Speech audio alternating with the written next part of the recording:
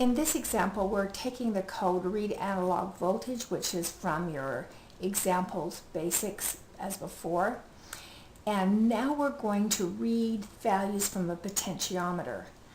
The comments here, so we've seen comments that start with // but here's like a longer comment. Starts with a /*, ends with a */, and all of this is comments.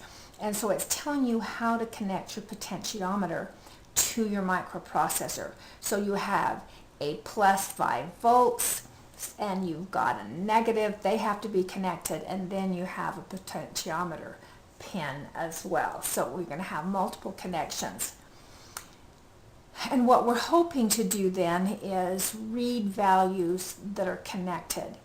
We're using pin A0, which you will see on your microprocessor. And we'll talk in a minute about the different pins because they all can be used differently. But we're going to use A0, and we'll say down here analog read from A0. Okay? And you're going, well, I thought you were supposed to give it a pin number like 9 or whatever. Well, A0 is a constant that's been defined by the system.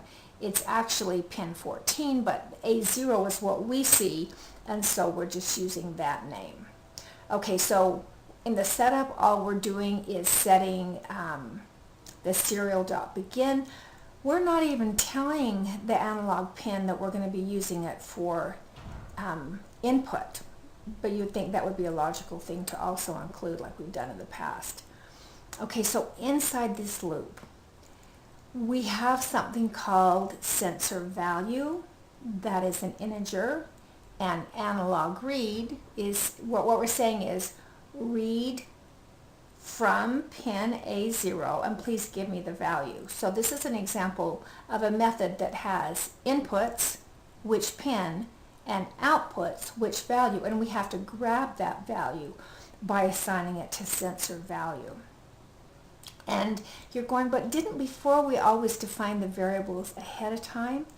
Yeah, we did, but sensor value is only used in here. So if we define it up at the top, all the methods know about it. If we define it inside the loop, only the loop knows about it, but in this case nobody else needs to. And so we just define it local to where we actually want it. So we say read from that pin, tell me what value you get. Well, that value is going to be a value between 0 and 1024, and we want to convert it to a voltage between 0 and 5 volts.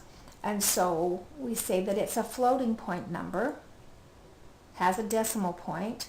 We're going to call the variable voltage. Again, we're defining a variable, and we're saying take your sensor value, divide it by 1024, or 1023 in our case, and multiply it by 5. So it's saying, well, you were between 0 and 1023, now convert it to be 0 to 5.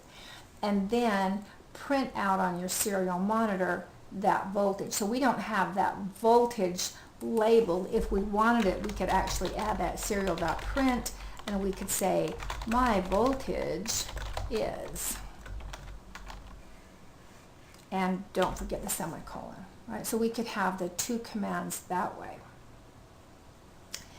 Let me tell you one more thing though, and that is the use of the pins. So if we Google Arduino aliases, it'll show us all of the pin numbers that are just numeric, but so like 4, 5, 6, those are really just, they go by their number, but when we get to A0, it's really pin 14, but who wanted to remember that? And so they've given us this alias. We can call it A0, which matches what we see, but really the system knows it as 14. And then it says, well, can the pin be used for output?